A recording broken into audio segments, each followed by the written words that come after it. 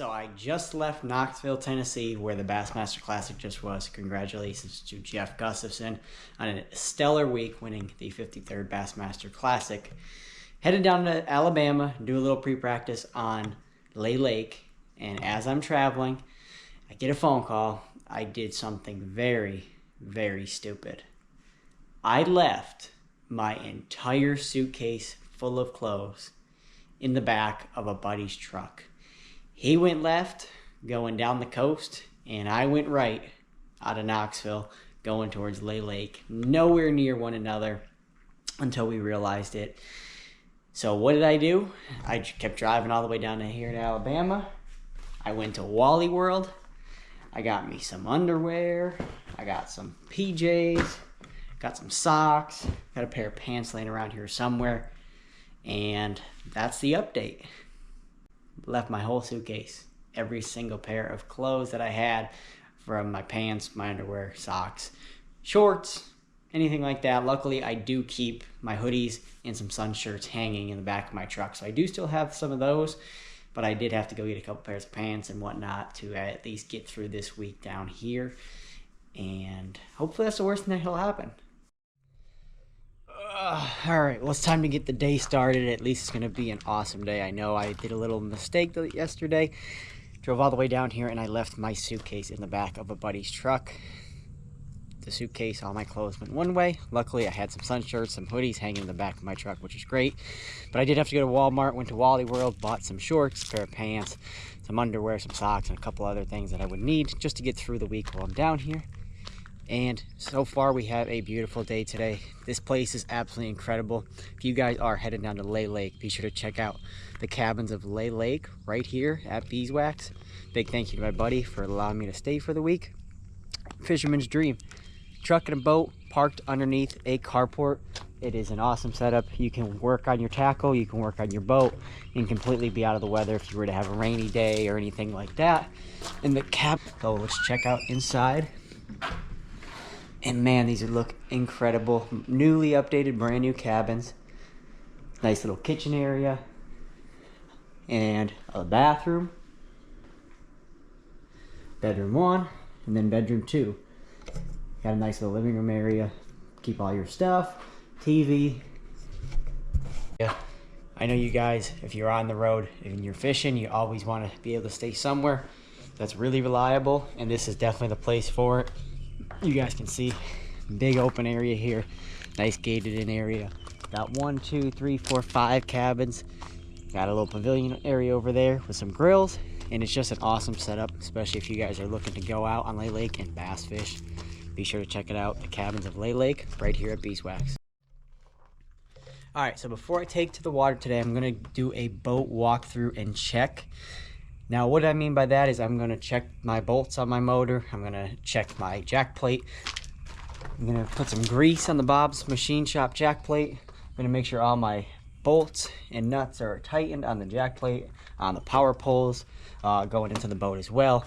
It's been a while. I spent a lot of time on the water, and it's been some rough conditions at some lakes that I've been to. Want to make sure everything is still good. Never can be too careful with that. And then I'm going to go through kind of the dash area. I'm going to check all my graph locks. I'm going to check my precision sonar mounts. All the screws, going to make sure they're tight and everything going through there. And then as I get to the front, this one's really important as well. Same thing, I'm going to do the same thing up here with my precision sonar mounts, my BoatEFX graph locks. Make sure everything's tight, make sure everything's secure.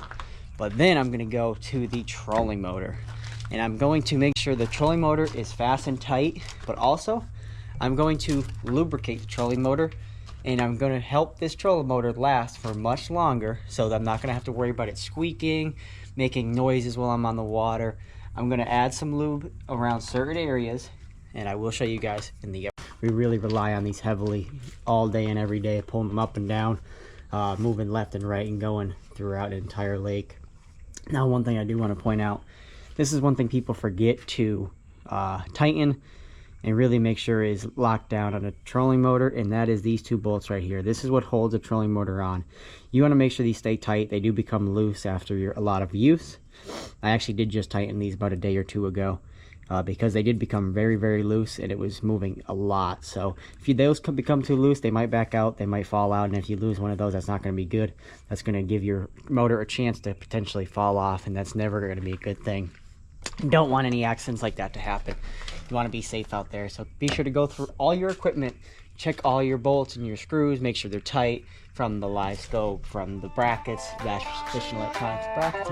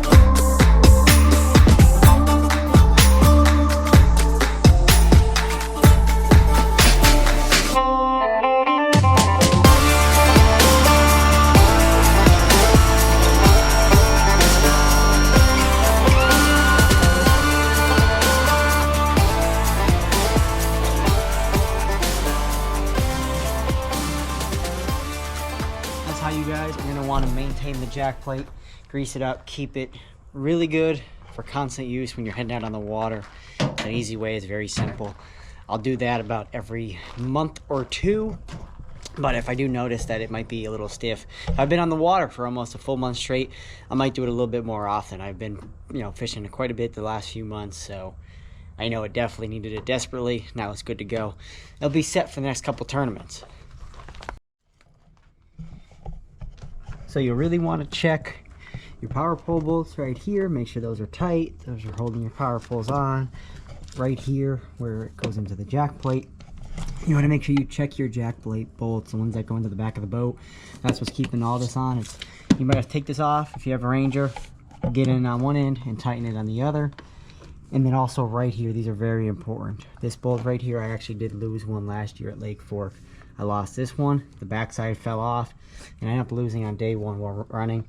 Had to take it really, really slow to get back, and luckily Mercury was right there at the ramp, and they had got me buttoned up and back out on the water fishing for day one. But it's a scary thing when you're running down the lake and you lose a bolt like that, and that's why I can't stress enough the importance of walking through the entire boat, making sure. Same thing down here, these are also the bolts on the jack plate as well. There's a top one and a bottom one. You want to make sure those are tight. Make sure your leash bolts are tight. You want to have that leash to be safe. Never have to worry about that motor coming in the back of the boat.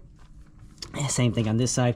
You got the bolt right here from the jack plate. Then you also have another one down low.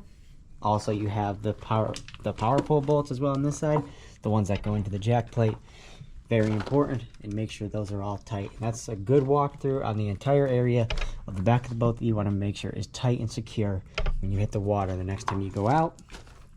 Also, as you're going through it, check your prop. Make sure your prop is tight. You never want. And like I said, going down the boat, tightening all the screws at the dash.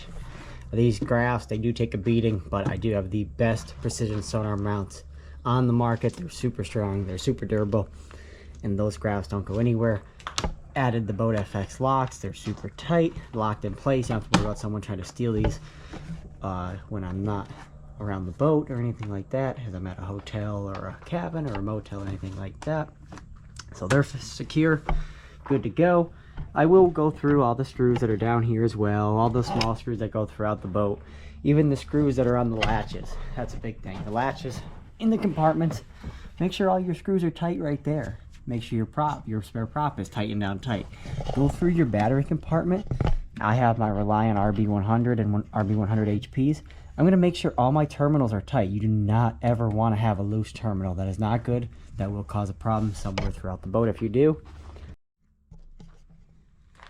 Same thing up front. My precision sonar mount triple deck is tight as can be, fastened really good. All my locks are tight. These graphs aren't going anywhere. They're locked on tight. Don't have to worry about anything like that.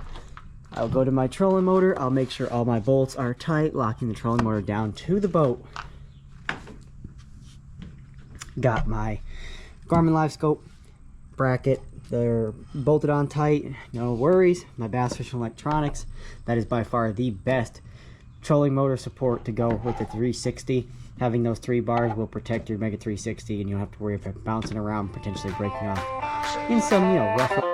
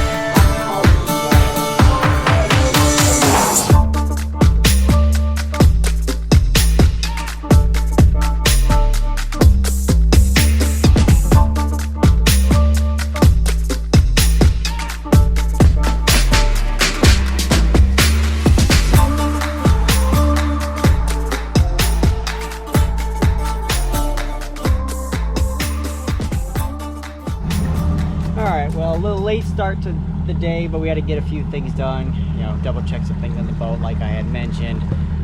Just make sure everything was good on the boat and ready to continue going all season long. Really important is the upkeep on your boat.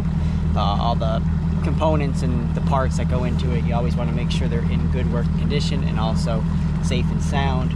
So we're out here today on Lay Lake, my first time I've ever been here, so we're going to check it out, do a little scouting, see what we can come across. I'm excited about it, and I'm just glad to be here, and fortunate that even though I made a big mistake yesterday leaving my entire suitcase. Now when I say my entire suitcase and all my clothes, I mean a giant suitcase, not a carry-on, not just like a little duffel bag where I could have got it shipped.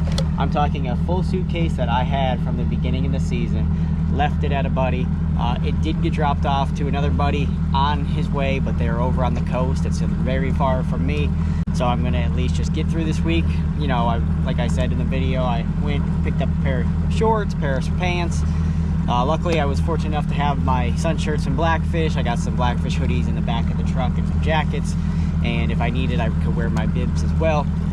And we're just gonna get through the week, do a little pre-practice here on Lay Lake, and then figure out how I'm gonna rearrange and get my clothes back in hand and just try to figure that out. But it is what it is. It ain't a big worry. It's not a big deal.